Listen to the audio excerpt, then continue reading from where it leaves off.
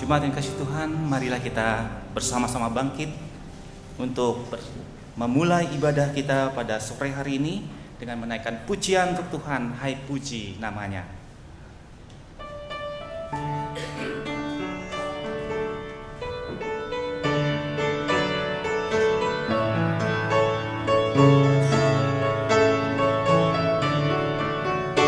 Puji namanya terang cahaya, dan puji namanya hai cakrawala.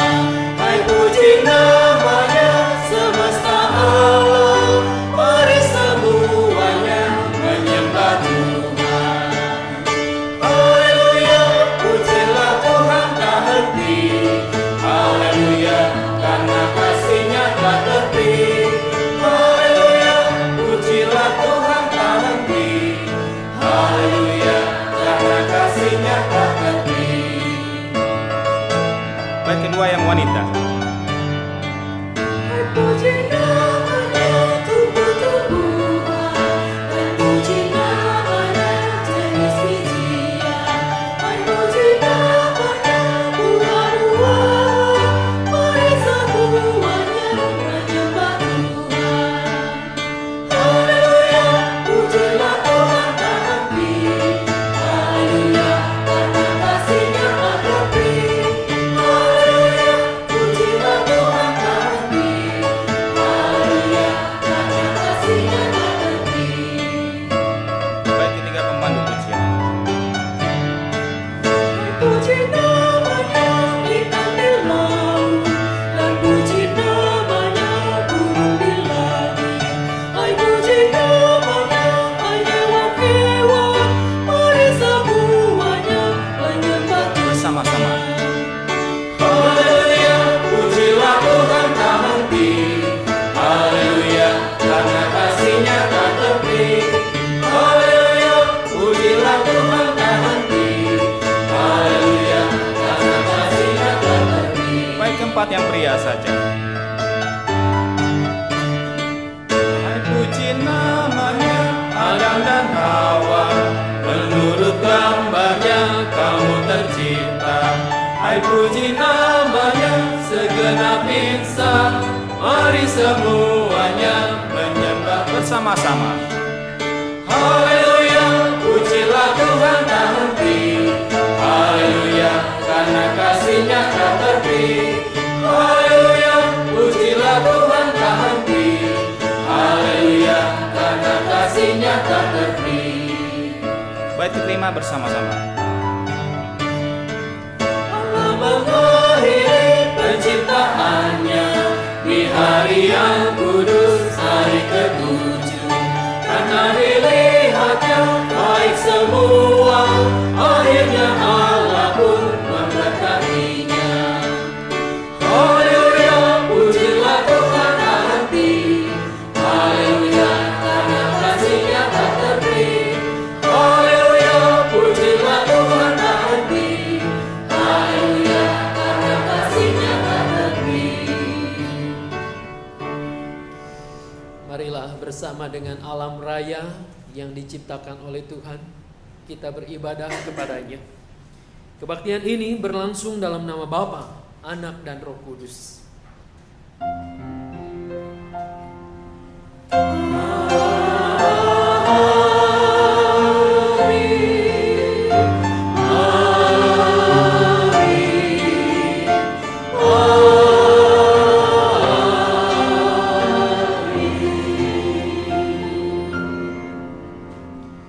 Kasih karunia dan damai sejahtera dari Allah Bapa kita dan dari Tuhan Yesus Kristus menyertai saudara sekalian.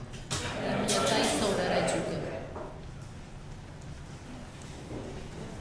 Ibu bapak yang dikasihi dan mengasihi Tuhan Yesus, tema khotbah pada minggu ini adalah Tuhan menolong mereka yang tertindas.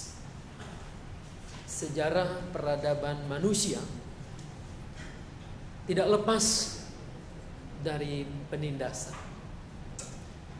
Namun dalam rangkaian sejarah umat manusia itu kita bisa belajar bahwa Allah tetap konsisten.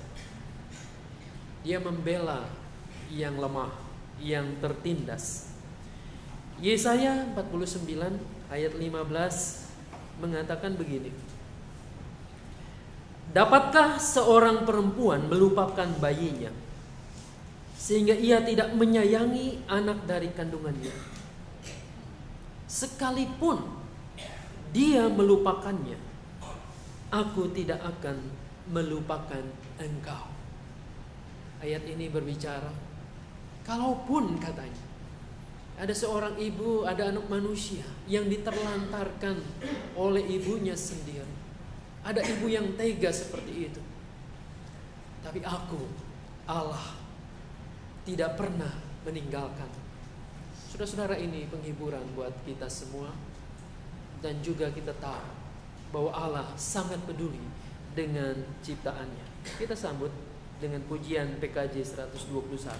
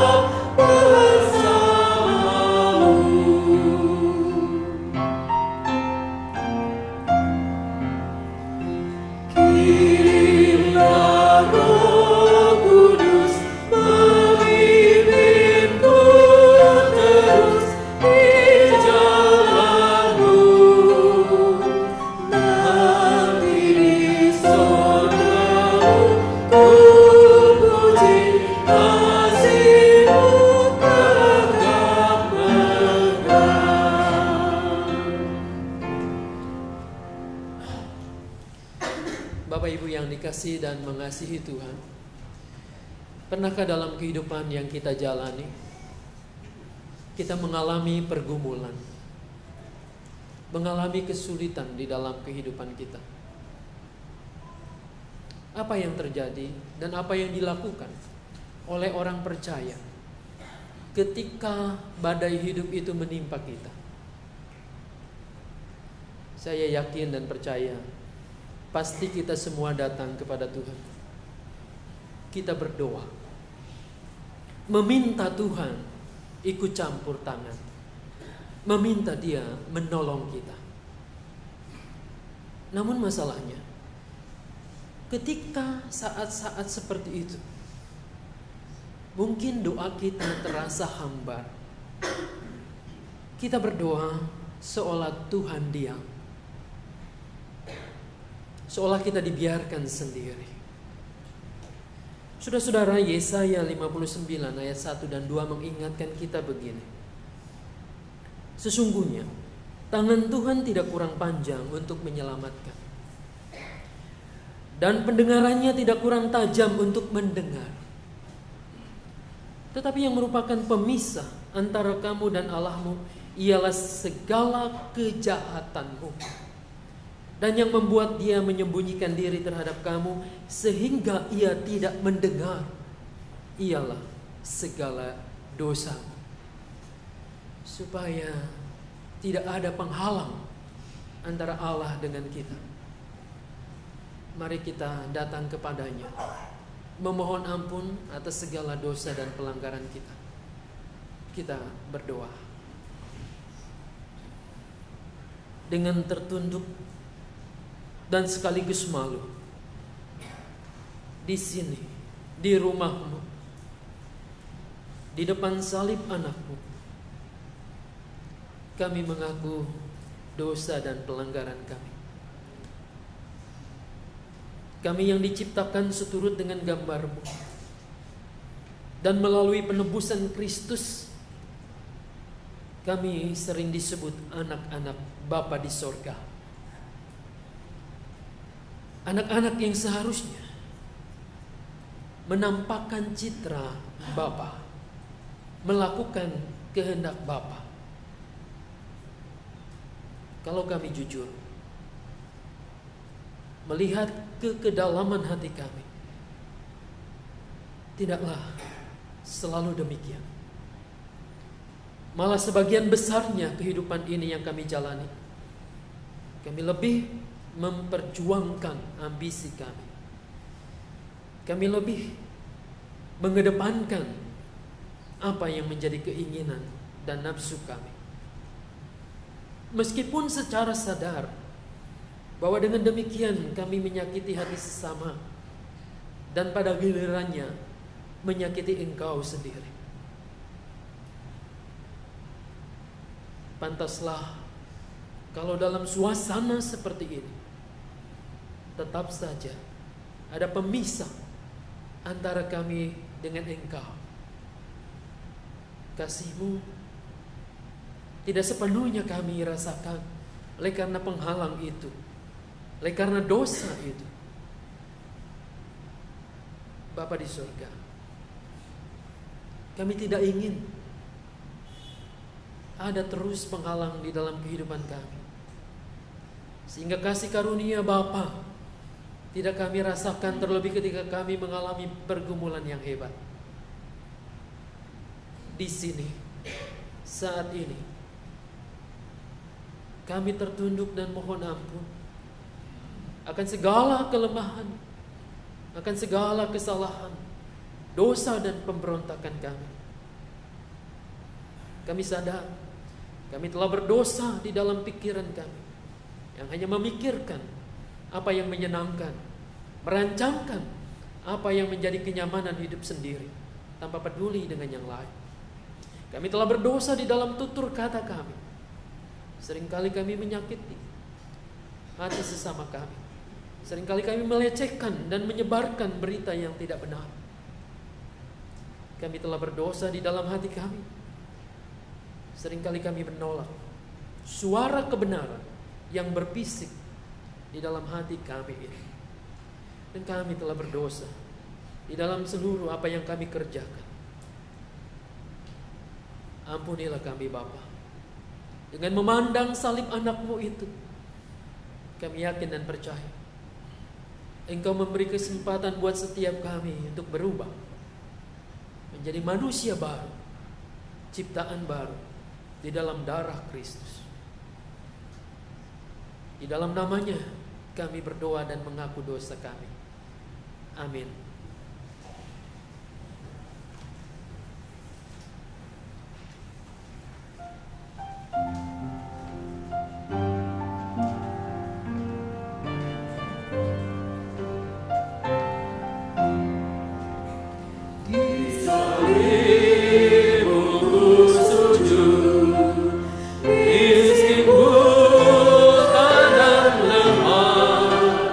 Yesus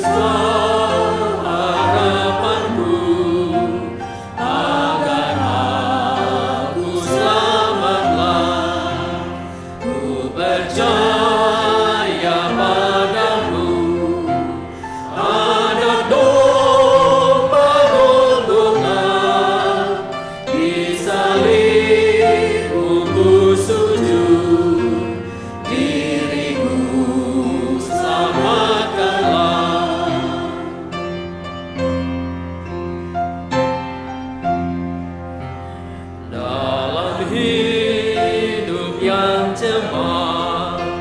Ku rindukan Tuhanku, suara Yesus terdengar.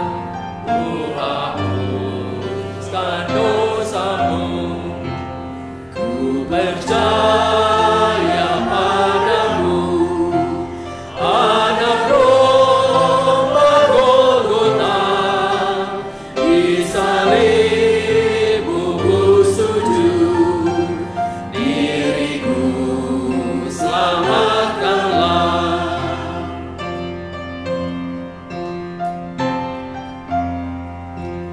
Ku serahkan padamu hartaku semuanya, bahkan jiwa ragaku, milikku seluruhnya.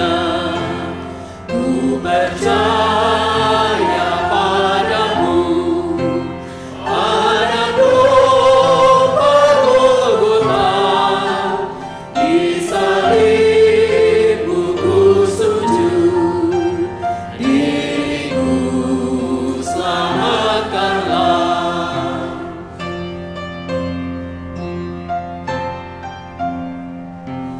Janji Tuhan ku pegang, ku terima saudaranya, ku bersujud beriman, tersalib bersamanya.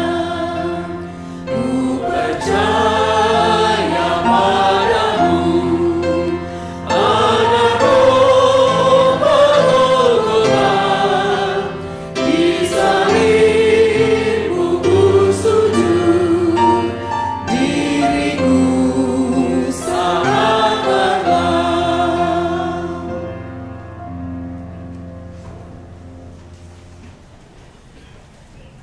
Di salibmu ku sujud, miskin, buta, dan lemah. Barang siapa datang kepada salib Kristus, mengaku menyesali dosa-dosanya dengan tulus dan jujur. Tidak hanya itu, tapi bertekad untuk tidak melakukan dosa yang sama, maka kepada kita semua berlaku berita anugerah. Yesaya 44 ayat 22 mengatakan begini: Aku telah menghapus segala dosa pemberontakanmu, seperti kabut diterbangkan angin, dan segala dosamu seperti awan yang tertiup. Kembalilah kepadaku, sebab aku telah menebus engkau. Demikianlah berita anugerah dari Tuhan.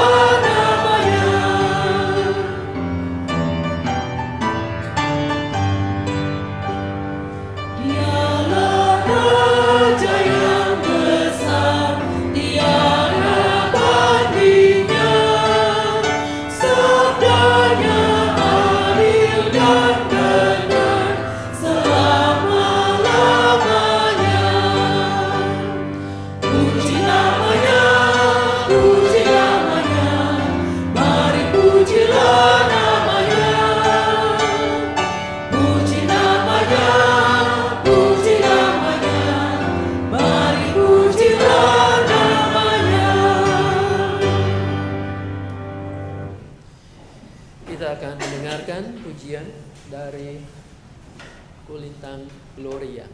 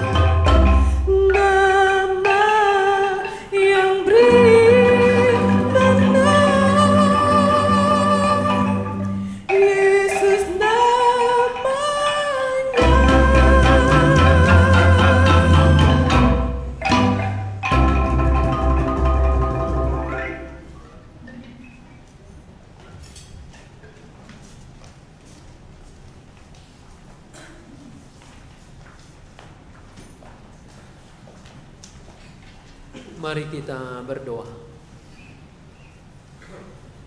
Kini tiba saatnya kami akan membuka Alkitab, akan membacanya, merenungkan, merefleksikannya. Sungguh ya Bapa, kami sadar akan segala kelemahan keterbatasan kami. Ketika kami berhadapan dengan firman-Mu, firman yang kaya, luas, dalam ini, firman yang kekal. Sementara kami adalah manusia yang terbatas. Izinkanlah yang terbatas ini memahami apa yang tidak terbatas itu.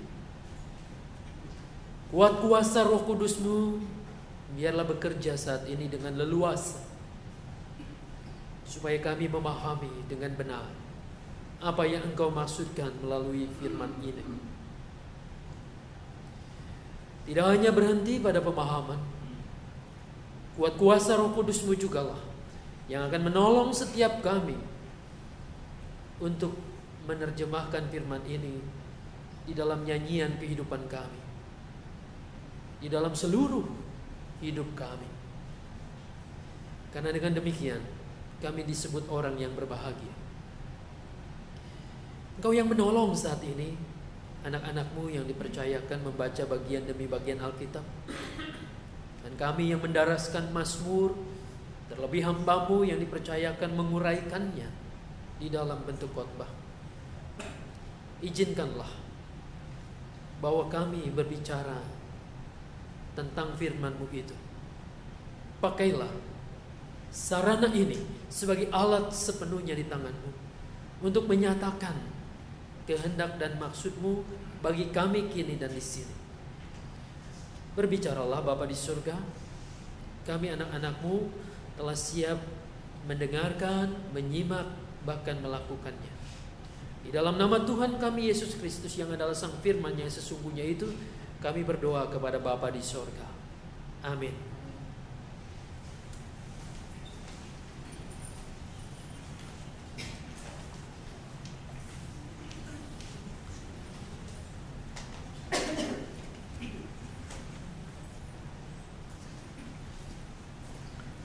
Pembacaan Kitab Kejadian pasal 21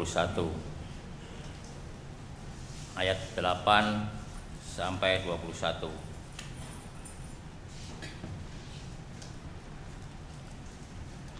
Bertambah besarlah anak itu dan ia disapih. Lalu Abraham mengadakan perjamuan besar pada hari Ishak disapih itu. Pada waktu itu Sarah melihat bahwa anak yang dilahirkan Hagar, perempuan Mesir itu bagi Abraham, sedang main dengan Ishak, anaknya sendiri.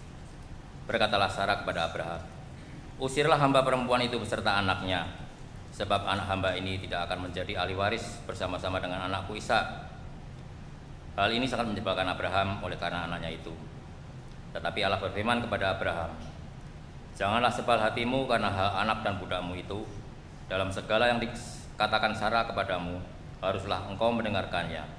Sebab yang akan disebut keturunanmu ialah yang berasal dari Ishak. Tetapi keturunan dari hambamu itu juga akan kubuat menjadi suatu bangsa, karena ia pun anakmu." Keesokan harinya pagi-pagi Abraham mengambil roti serta sekirbat air dan memberikannya kepada Hagar. Ia meletakkan itu beserta anaknya di atas bahu Hagar. Kemudian disuruhnyalah perempuan itu pergi. Maka pergilah Hagar dan mengembara di padang gurun Berseba. Ketika air yang dikiripat itu habis, dibuangnyalah anak itu ke bawah semak-semak, dan ia duduk agak jauh, kira-kira sepemanah jauhnya. Sebab katanya, "Tidak tahan aku melihat anak itu mati." Sedang ia duduk di situ, menangislah ia dengan suara nyaring. Allah mendengar suara anak itu, lalu malaikat Allah berseru dari langit kepada Hagar.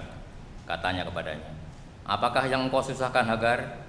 Janganlah takut, sebab Allah telah mendengar suara anak itu dari tempat ia berbaring.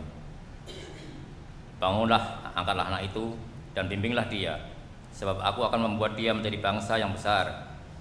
Lalu Allah membuka mata Hagar, sehingga ia melihat sebuah sumur.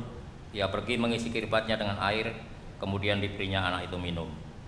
Allah menyertai anak itu sehingga ia bertambah besar. Ia menetap di padang gurun dan menjadi seorang pemanah. Maka tinggallah ia di padang gurun Paran, dan ibunya mengambil seorang istri baginya dari tanah Mesir. Demikianlah sabda Tuhan. Syukur kepada Allah.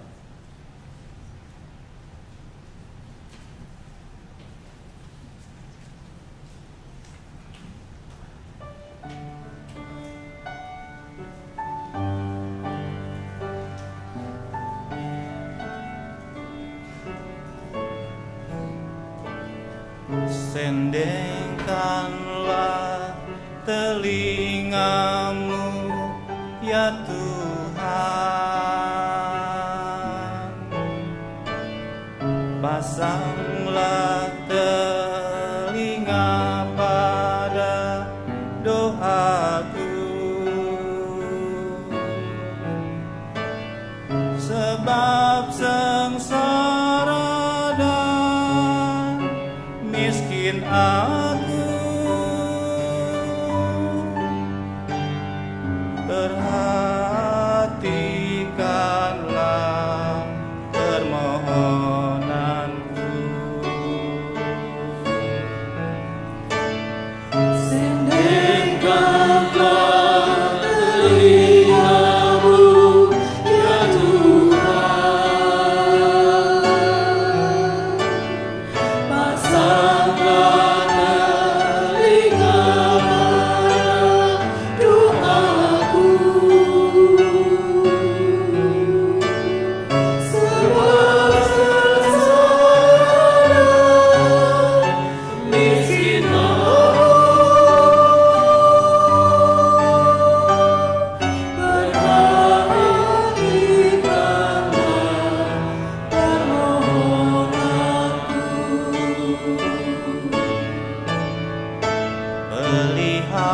Peliharalah nyawaku, sebab aku orang yang kau kasihi.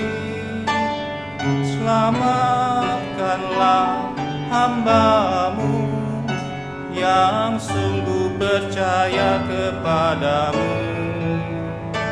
Engkau adalah Allahku, kasihanilah aku ya Tuhanku, sebab kepadamu aku berseru sepanjang hari.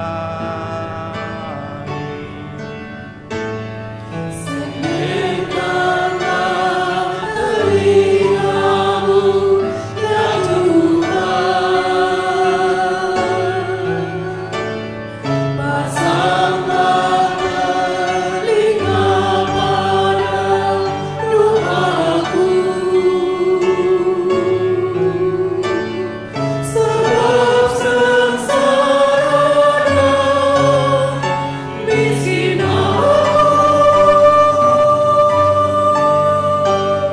perhatikanlah permohonanku. Buatlah jiwa hamba-Mu bersukacita ya Tuhan, sebab padamu-lah Tuhan, kepadamu-lah ku angkat jiwaku. Sebab Engkau ya Tuhan sungguh baik dan suka mengampuni, dan berlimpah kasih setia bagi semua orang. Sendirikanlah telingamu, ya Tuhan. Pasanglah telinga pada doaku. Sebab sengsara dan miskin perhatikanlah permohonanku. Pada hari kesesakanku, aku berseru kepadamu, sebab Engkau menjawab aku ya Tuhan. Tak ada seperti Engkau di antara para rakyat Tuhan, dan tak ada seperti apa yang Engkau buat. Sendirikanlah telingamu, ya Tuhan. Pasanglah telinga pada doaku.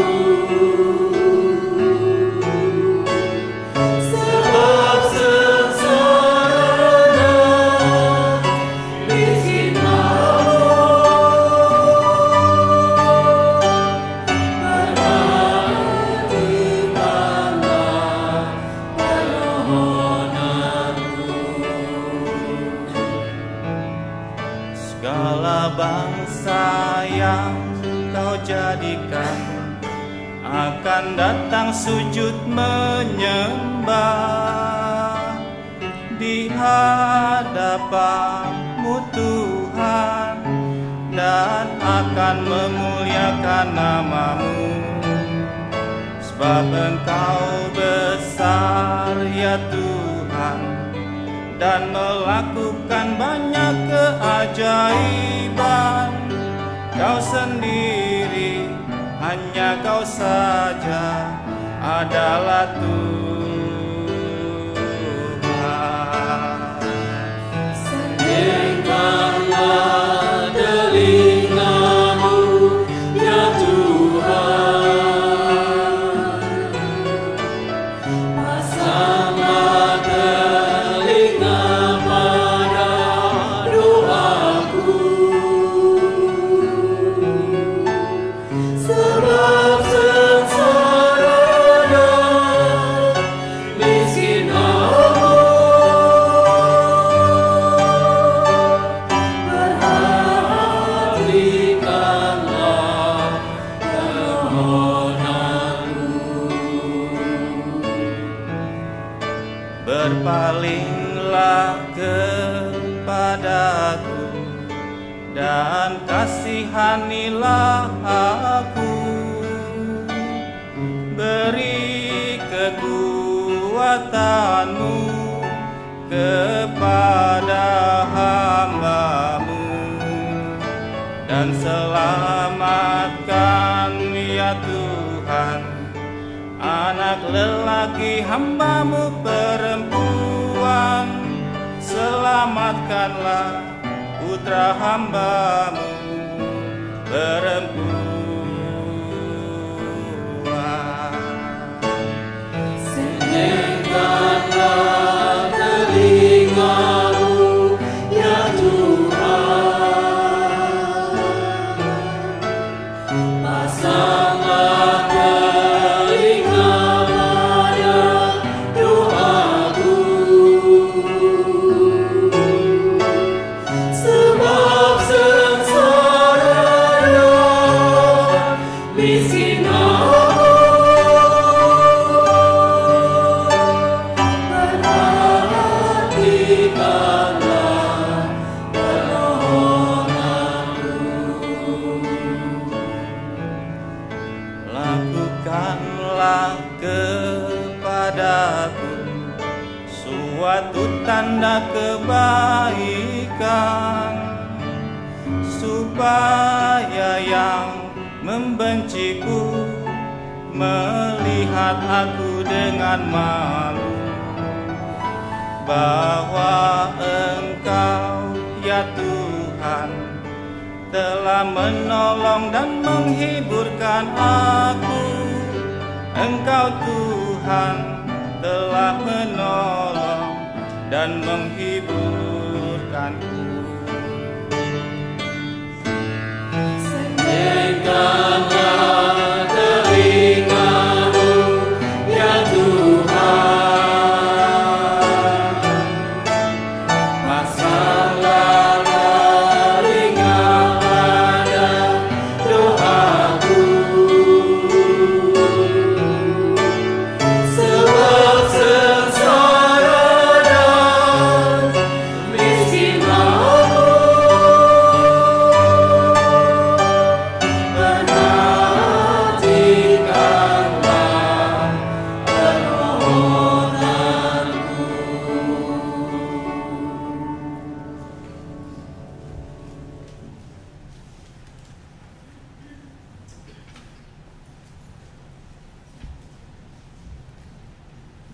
Pembacaan surat Roma pasal 6 ayat 1 sampai 11.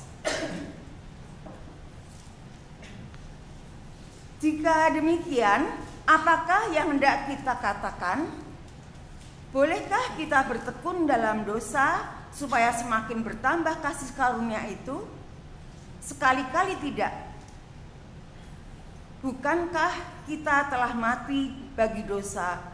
Bagaimanakah kita masih dapat hidup di dalamnya?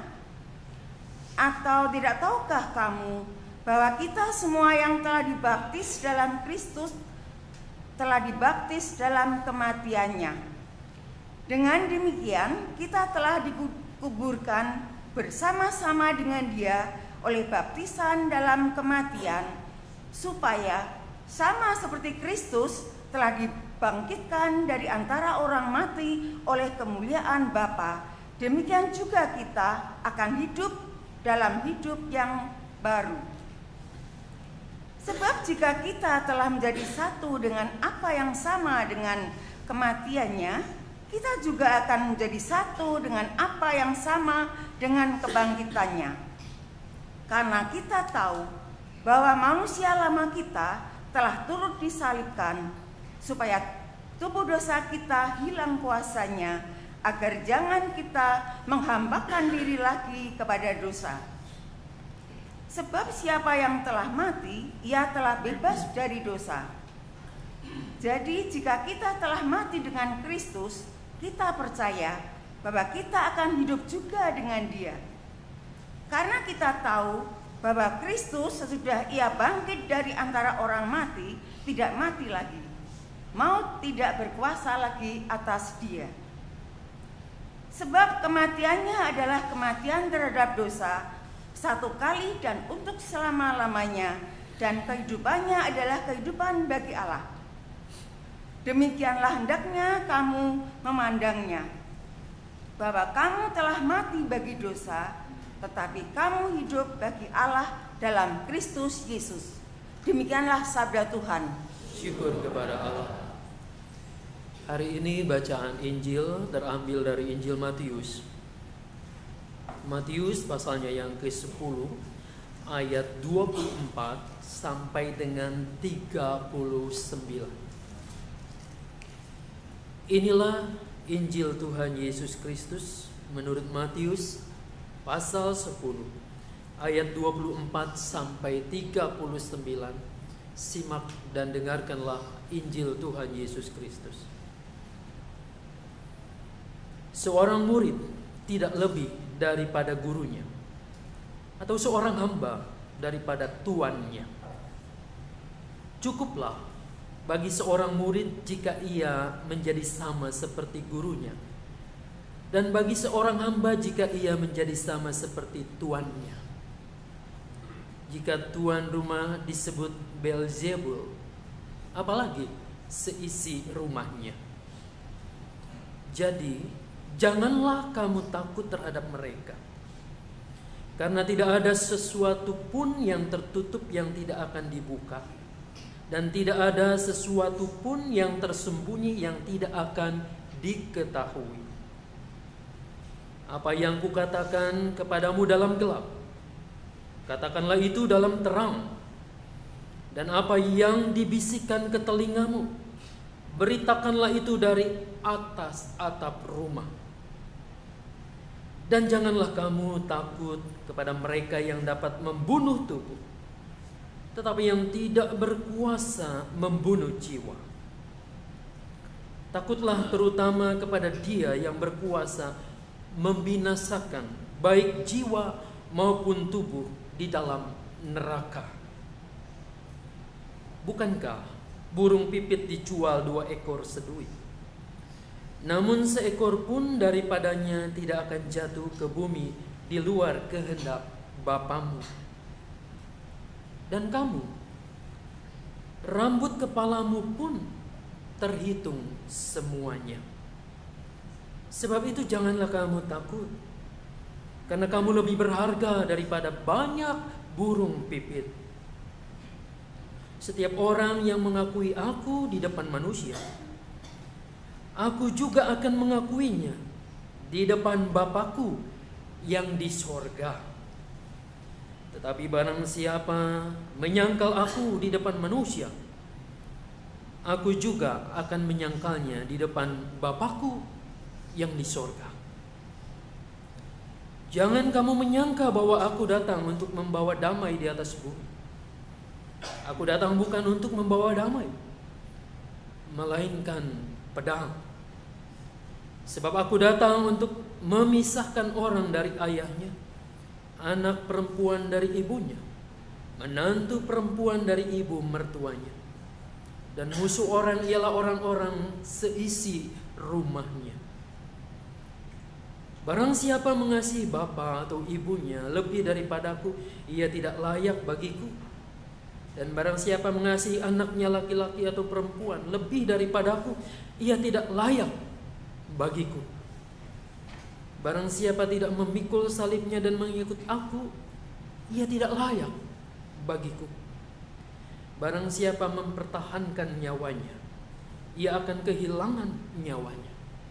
Dan barang siapa kehilangan nyawanya karena aku, ia akan memperolehnya.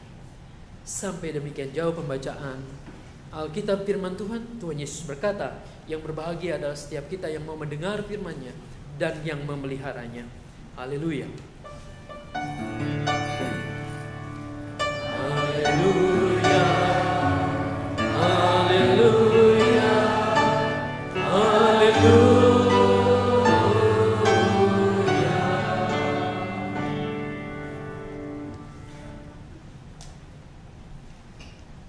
Selamat sore Ibu Bapak sekalian. Salam sejahtera buat kita. Tema khotbah hari ini, Tuhan menolong mereka yang tertindas. Saya mau mengajak kita berpikir mengenai tema ini. Tuhan menolong mereka yang tertindas. Apakah masih relevan? Apakah kepercayaan kepada Allah yang begitu itu masih berlaku di dunia ini, saat ini? Bukankah kalau kita evaluasi dari sejarah peradaban manusia, toh kejahatan bukan semakin berhenti, kejahatan malah semakin menjadi-jadi,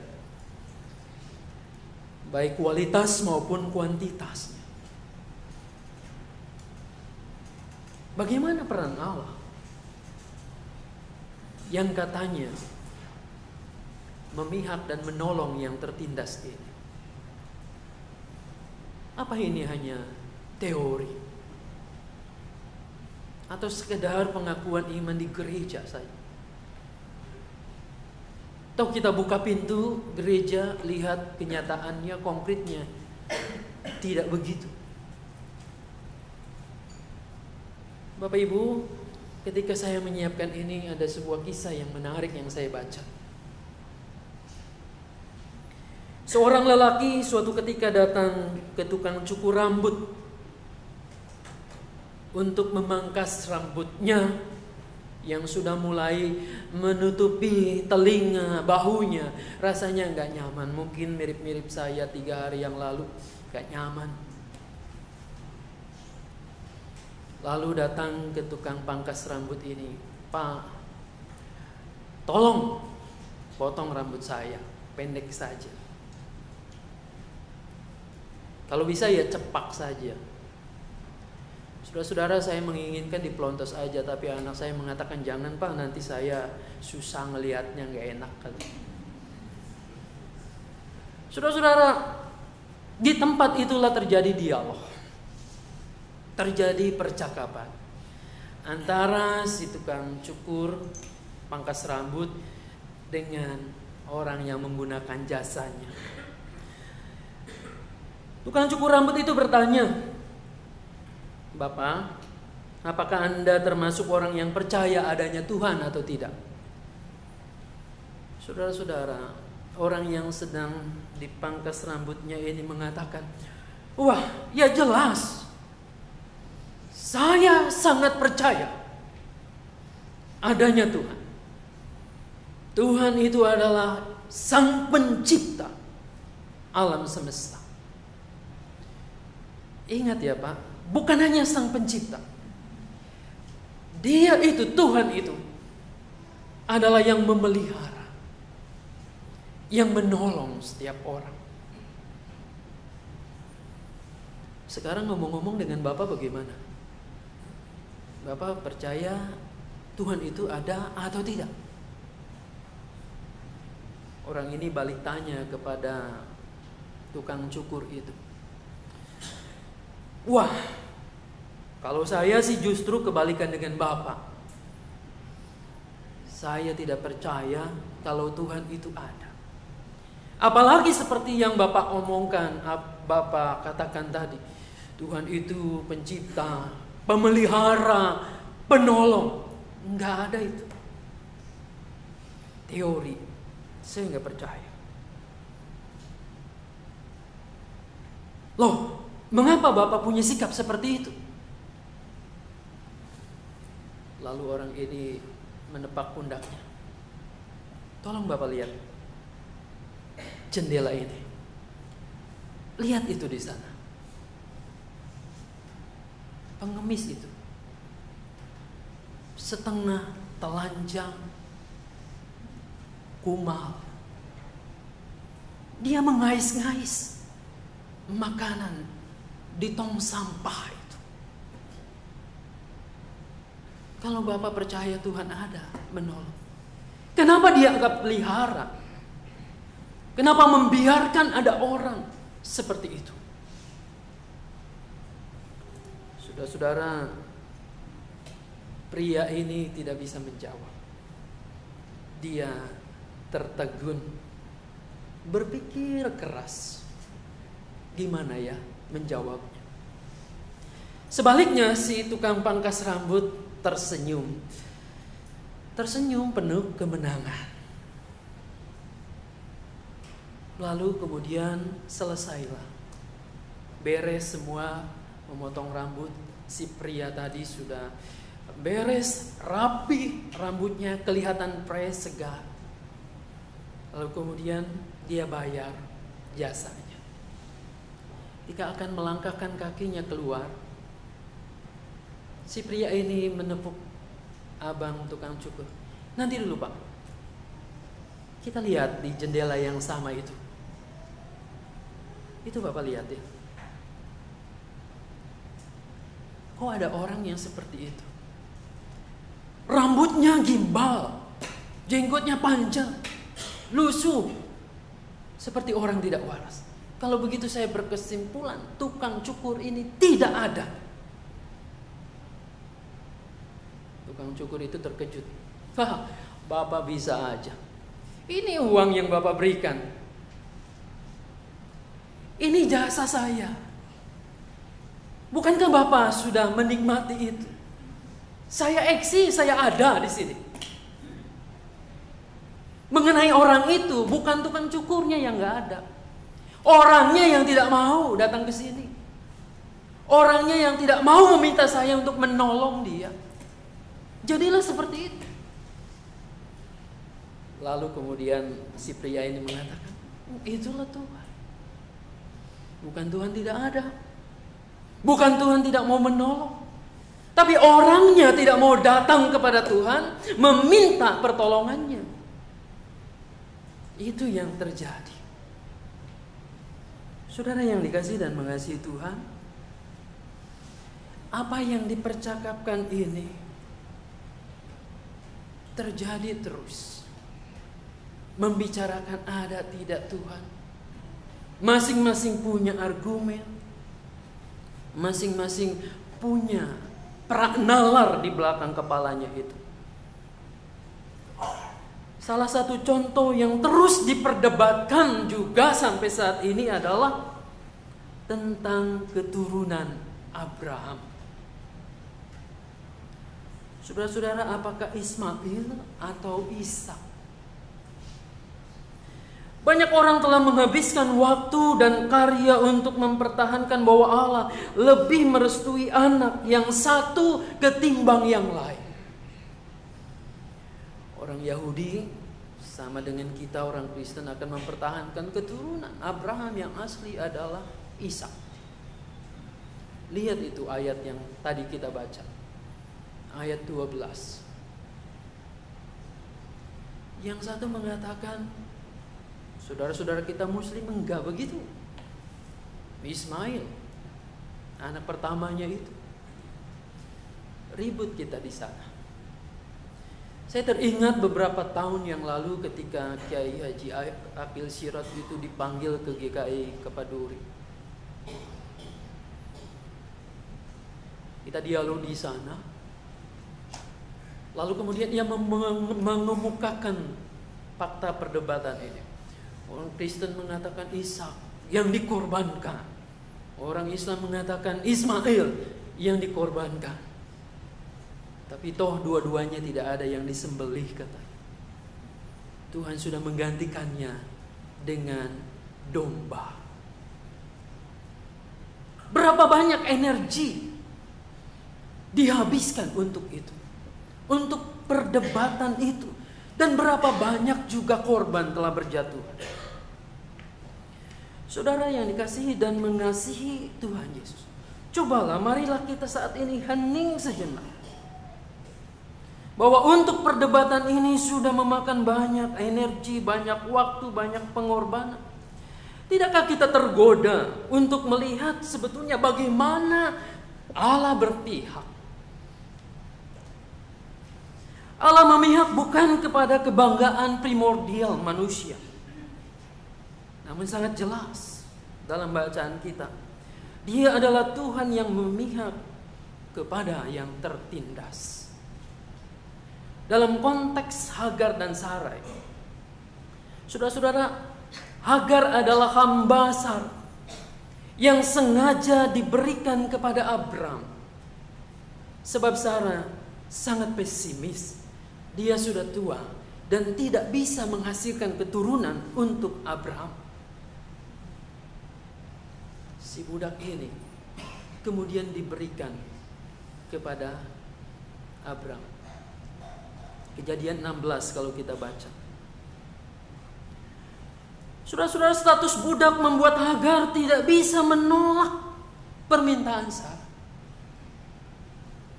Dia menurut apapun juga yang harus dia kerjakan, dia lakukan. Namun sayangnya ketika Hagar mengandung, ia menganggap rendah dan menghina sang nyonya ini. Saat itulah Sarai meminta Abram bertindak. Sayangnya kalau dalam Kejadian 16 Abraham diam, tidak bertindak. Tapi sejak saat itu Sarai menindas Hagar. Saudara-saudara, ribuan tahun kisah ini sudah terlewati, tapi ada begitu banyak Hagar-Hagar saat ini.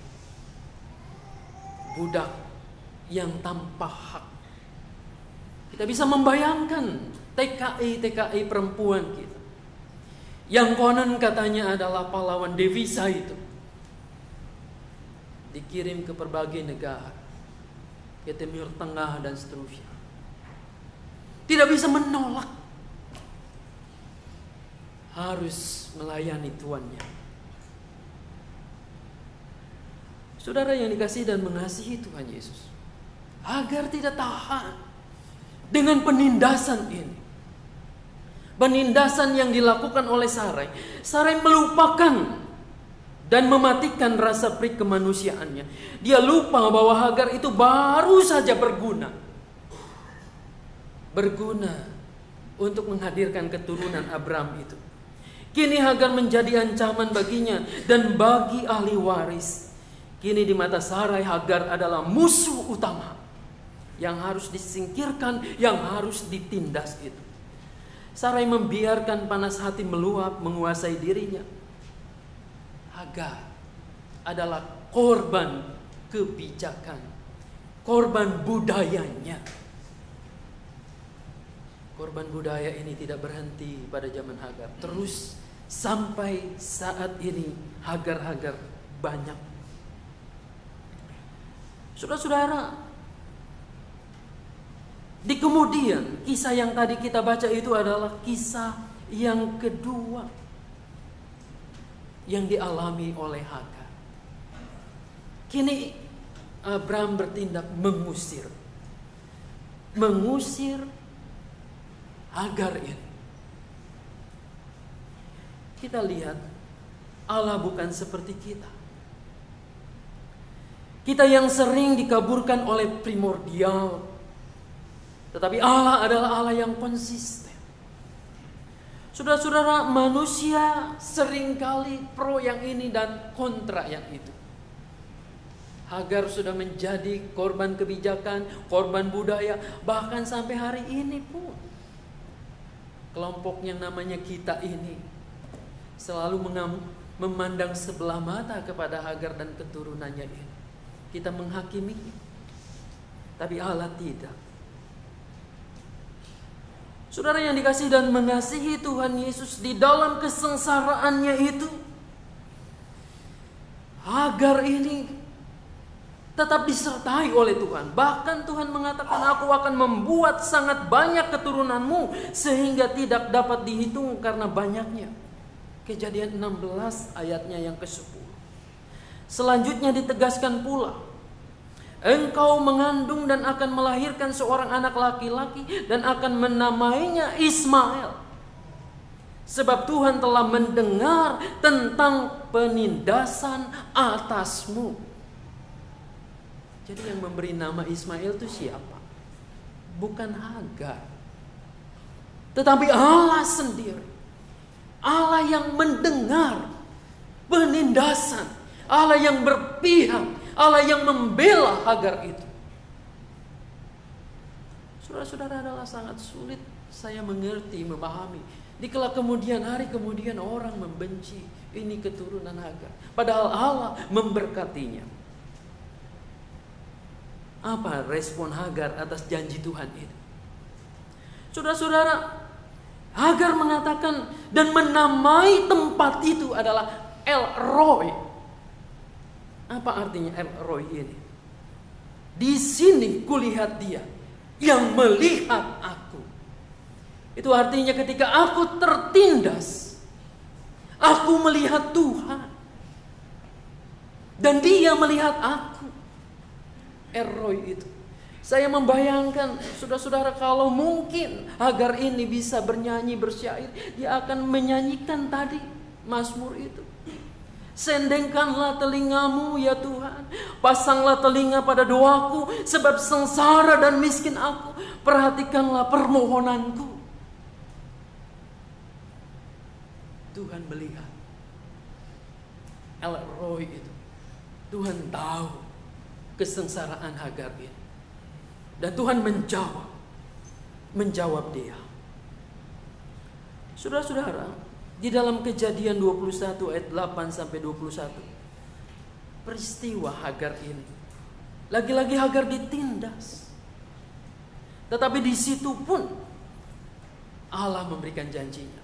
Saya susah sekali membayangkan, dia bekal minumnya habis di padang gurun Berseba, melihat anaknya kehausan. Kira-kira apa yang dilakukan oleh seorang ibu dengan kepedihan seperti itu?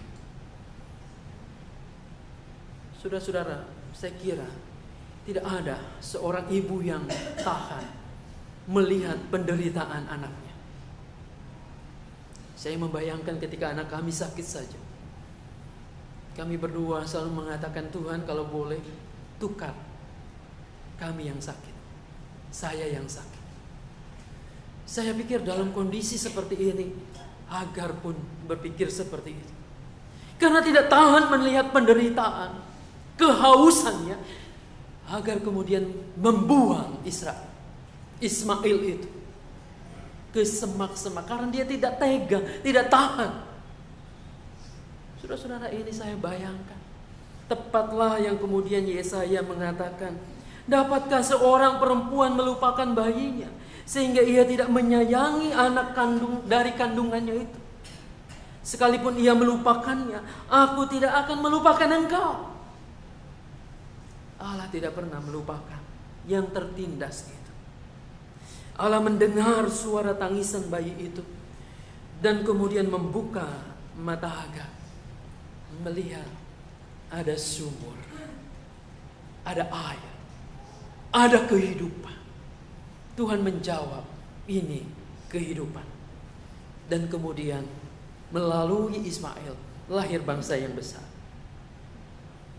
Saudara-saudara, sangatlah jelas dari kisah ini bahwa Allah berpihak bukan kepada orang-orang yang gemar menindas, tetapi kepada mereka yang tertindas dari bangsa, golongan, agama, ras dan suku apapun. Kalau itu ditindas, lawannya adalah Tuhan. Israel menindas umatnya, Israel berhadapan dengan Tuhan. Anda dan saya menggunakan nama Tuhan untuk menindas orang-orang di sekitar kita, Tuhan menjadi lawan kita. Kalau ada orang yang memakai nama Tuhan tetapi untuk menindas, maka yang terjadi adalah Tuhan berhadapan dengan dia. Ketika ada orang yang berseru Allahu Akbar, lalu kemudian yang terjadi adalah menindas, membunuh, bukan Anda dan saya yang berhadapan dengan dia, Tuhan sendiri. Kemarin kami berdiskusi tentang pemilu, lalu kemudian menarik ke belakang kejadian 16 tahun yang lalu, Mei 98, yang tidak pernah dilupakan oleh etnis Tionghoa dan juga mungkin kalangan Kristen. Kristianto Wibisono di sana mengatakan, saat itu kita tidak tahu apa yang terjadi. Kita sulit membayangkan Tuhan di pihak kita. Kita sulit membayangkan bahwa Tuhan adalah penolong yang tertindas. Kenapa? Kenapa kami diperkosa? Kenapa rumah-rumah ibadah diberangus? Kenapa tempat usaha kami dijara, dibakar? Dan terjadi pembiaran demikian rupa. Kita bertanya. Saat itu tidak ada jawaban. Diam. Tapi kemudian Kristianto Wibisono mengatakan, lihat sekarang. Dulu kita tidak pernah berpikir ada orang Tionghoa bisa berperan di dalam kancah politik, bisa mengalami kebebasan, bisa jadi bupati. Ada Ahok sekarang. Yang sulit dibayangkan dulu itu bisa terjadi, membuka keran seperti itu. Kita sudah lama terkungkung. Peran orang-orang Tionghoa dibatasi. Tidak boleh berperan dalam dunia politik, cukup ngurusin bisnis saja. Tapi dampak itu luar biasa. Tuhan berperan, dia mengatakan begitu. Saya tersentak. Kenapa yang mengatakan begitu seorang ekonom? Bukan seorang teolog. Saudara-saudara, ini refleksi yang menarik dalam hidup kita. Barangkali Anda dan saya ketika mengalami penindasan, mengalami kesulitan, kita sulit untuk berpikir di mana Tuhan. Tapi Tuhan bekerja tanpa kita duga. Sama, Tuhan bekerja tanpa mungkin kita duga. Dia berpihak kepada Hagar. Saudara yang dikasihi dan mengasihi Tuhan Yesus. Pada pihak lain, ketika kita mengalami penindasan, tidak ada jalan lain kecuali berlindung kepada Tuhan. Pemazmur berulang kali memberikan contoh tentang itu. Terlebih khusus yang kita daraskan tadi, Mazmur 86. Pastilah Tuhan mendengar. Dan kalaupun memang seandainya penderitaan itu sangat luar biasa, toh Yesus mengingatkan kembali kepada kita. Tadi Injil kita baca itu. Dan janganlah kamu takut kepada mereka yang dapat membunuh tubuh, tetapi yang tidak berkuasa membunuh jiwa. Takutlah terutama kepada Dia yang berkuasa membinasakan baik jiwa maupun tubuh di dalam neraka. Dan kamu, rambut kepalamu pun terhitung semuanya. Sebab itu jangan kamu takut. Jaminan dari Tuhan. Mereka bisa membinasakan tubuh, fisik kita, tapi Tuhan menjamin tidak akan membinasakan jiwa kita. Rambut di kepalamu Tuhan tahu. Ada yang tahu jumlah rambut di kepala kita? Di antara kita. Saya, dulu mama saya mengatakan, kamu tuh dari 5 saudara, kamu yang paling banyak rambutnya. Tapi sekarang udah seperti ini. Saya tidak tahu. berapa ribu yang sudah lepas. Mungkin cerita si tukang pangkas rambut juga tidak bakalan tahu berapa yang dia potong. Kita merasa bahwa tubuh ini milik kita. Tubuh ini adalah hak kita. Tidak demikian. Kalau milik kita berarti Anda harus tahu. Kita tidak pernah tahu. Tapi Tuhan jamin bahwa Dia tahu. Bahwa Dia menjamin ketika Anda dan saya kehilangan nyawa karena kebenaran, karena mengikut Tuhan, engkau akan mendapatkan nyawamu. Tapi ketika engkau khawatir dan akibat khawatirmu itu kamu menjadi serakah, kamu menindas orang, di situ kamu akan kehilangan nyawamu. Di situ kamu akan kehilangan hak sorgawi. Saudara-saudara, jadi ketimbang kita sibuk mendiskusikan kemahakuasaan Allah, lalu karyanya seperti obrolan di tukang cukur rambut itu, lebih baik teruskan bela rasa Allah itu, kepedulian Allah itu dalam hidup kita. Gunakan tangan kaki kita untuk menolong, memberdayakan mereka yang tertindas, karena Tuhan berpihak di sana. Gunakan mata telinga kita untuk melihat dan mendengar rintihan mereka. Gunakan nurani kita untuk mendengar di sini ada bisikan kebenaran. Perjuangkan itu. Jangan takut, karena Tuhan menjamin hak kita, menjamin Anda dan saya. Tuhan ingin Anda dan saya menjadi mitra kerjanya di dunia ini, supaya penindasan makin lama makin berhenti, supaya orang mengandalkan pertolongan Tuhan. Biarlah Tuhan menolong, memberkati kita semua. Amin. Kita akan mendengarkan pujian dari Kolintang Tunas Remaja GKI Mangga Besar.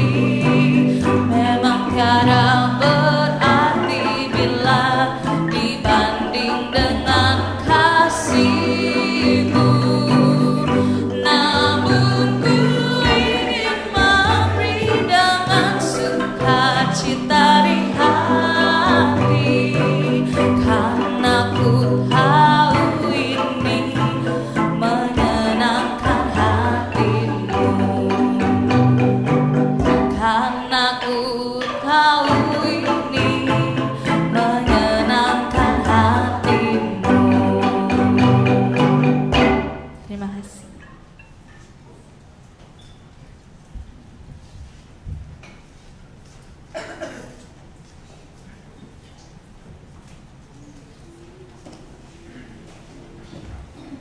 Jemaat diundang untuk berdiri.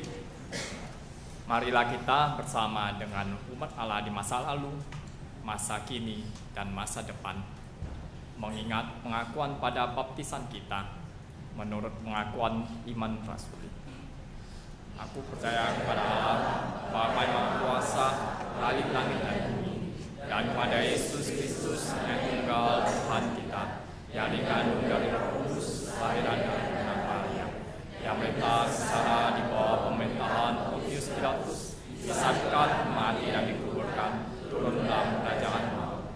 Pada hari yang ketiga, kita bangkit dari orang mati, naik ke surga, duduk kanan Allah, Bapa yang Maha Kuasa, dari sana yang datang untuk menghakimi orang yang hidup dan mati. Aku percaya kepada Roh Kudus, Gereja yang kudus dan am, persekutuan orang kudus, pengampunan dosa, kebangkitan orang mati dan hidup yang kekal.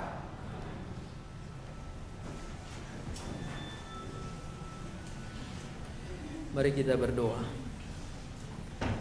Engkau mengingatkan kembali bagaimana Engkau peduli terhadap mereka yang tertindas. Dan biarlah kami juga meneruskan apa yang Engkau inginkan dalam kehidupan di dunia ini. Kami berdoa untuk bangsa dan negara kami. Terlebih pada saat ini ketika kami memasuki masa kampanye untuk pemilihan umum presiden dan wakilnya. Tuhan tolong bangsa kami supaya jangan terjadi perpecahan. Dalam perbedaan itu ketika kami memilih, kami juga menyadari ada banyak orang-orang yang mungkin tidak sepaham, yang tidak sepilihan dengan kami atau dengan sesamanya. Biarlah masing-masing kami terus bertumbuh menjadi dewasa, bahwa berbeda di dalam pilihan bukan berarti kami menjadi musuh. Tapi disinilah indahnya demokrasi itu. Jangan biarkan bangsa kami ini karena kepentingan sesaat untuk kekuasaan kemudian terpecah. Bapa, pakailah situasi, pakailah perangkat demokrasi yang ada di negeri ini untuk memunculkan pemimpin-pemimpin yang baik untuk negeri ini. Pemimpin yang peduli kepada segenap rakyat, pemimpin yang mengerjakan apa yang terbaik. Kiranya Engkau menolong bangsa kami. Kami berdoa untuk gerejamu, khususnya GKI Kapling Pori. Engkau yang menolong memberkati, baik program-program pelayanan maupun para pelayan Tuhan, pendeta, penatua, majelis jemaat, komisi, dan segenap kami di sini. Kiranya Bapa menolong supaya kami mengerjakan apa yang benar dengan penuh sukacita, sehingga gerejamu memuliakan Tuhan dan menjadi berkat bagi sesama. Bapa Surgawi, saat ini juga kami mau berdoa untuk setiap pergumulan masalah yang sedang kami hadapi. Masing-masing kami yang hadir di sini mempunyai masalah pergumulan. Ketika kami berdoa, di dalam hati kami percaya bahwa Engkau sanggup mendengar sampai lubuk hati kami yang paling dalam. Pasti Engkau juga merancangkan rancangan damai sejahtera, bukan rancangan kecelakaan. Untuk itu, biarlah kehidupan kami senantiasa bergantung, berserah, dan mengandalkan Tuhan semata. Bapa, inilah doa kami. Ampuni yang tidak seturut dengan kehendak Bapa, dan biarlah yang terjadi adalah rencana dan kehendak-Mu, karena itu yang terbaik buat kami semua. Di dalam nama Tuhan kami Yesus Kristus kami berdoa. Amin.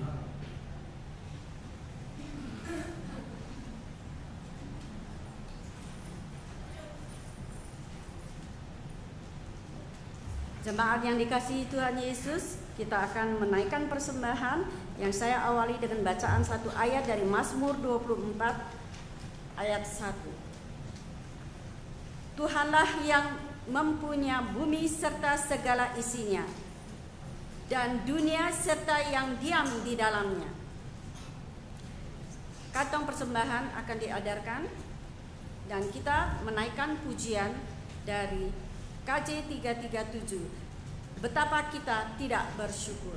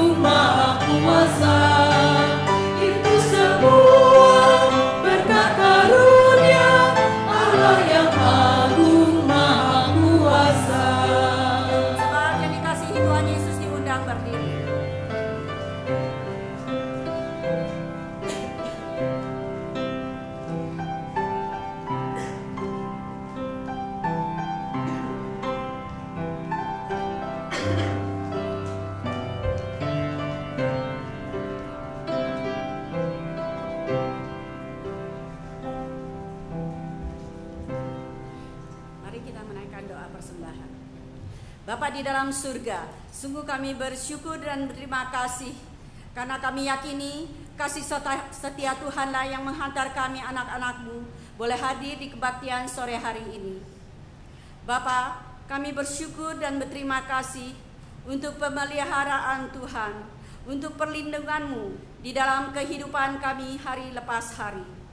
Begitu banyak pergumulan yang kami hadapi, tapi kami selalu melihat kasih Tuhan yang memberi kami kekuatan. Dan pada saat ini Tuhan, kami juga mau bersyukur dan berterima kasih untuk kesempatan memberikan persembahan. Karena kami sadari Bapa, Engkaulah yang terlebih dahulu memberikannya kepada kami. Bapa, berkatilah tangan anak-anak-Mu yang akan mengelola persembahan ini, agar persembahan ini dapat dipergunakan seturut dan kehendak Bapa dan boleh menyatakan kasih-Mu. Terima kasih Bapa, kami naikkan doa persembahan ini hanya di dalam nama Tuhan Yesus, Juru Selamat kami yang hidup. Amin. Dengan tetap berdiri, kita menaikkan pujian pengutusan. Adakah berat beban hidupmu?